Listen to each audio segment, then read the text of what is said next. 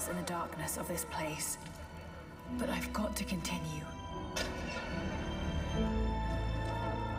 I finally feel a sense of purpose again. Like I'm doing what I was meant to do. Some kind of marker.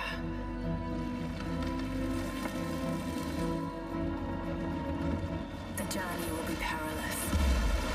But I must find a way.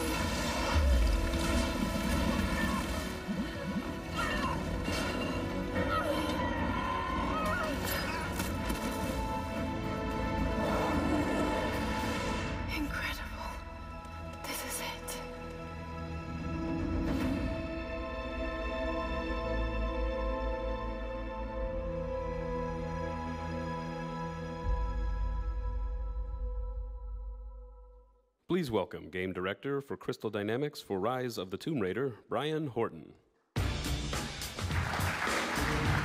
Hi, everyone. My name's Brian Horton. I'm the Game Director on Tomb Raider.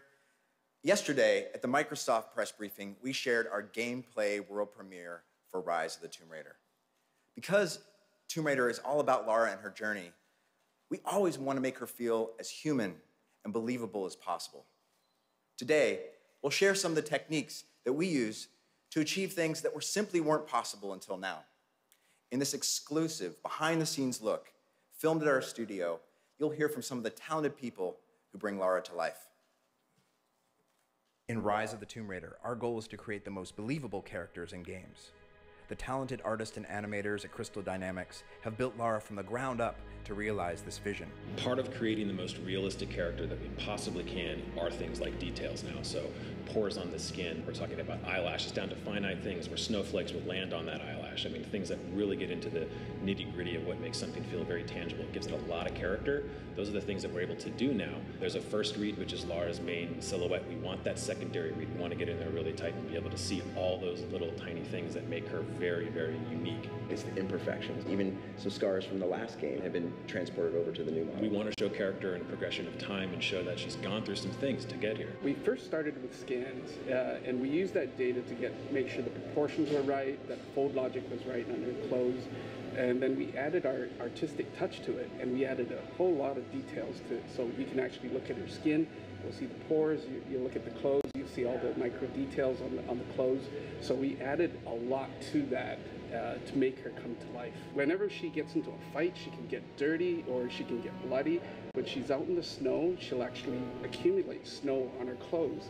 So she fits into every environment that she's in. We're able to actually capture the nuances of facial movement, and she really comes to life. And it is so much better than the bone-driven system that we used in the past. And this all adds to the realism of her acting.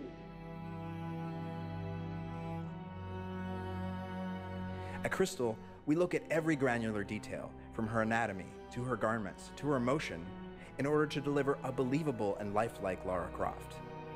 These goals become a reality as we see Lara navigate the mysterious catacombs of the Prophet's tomb.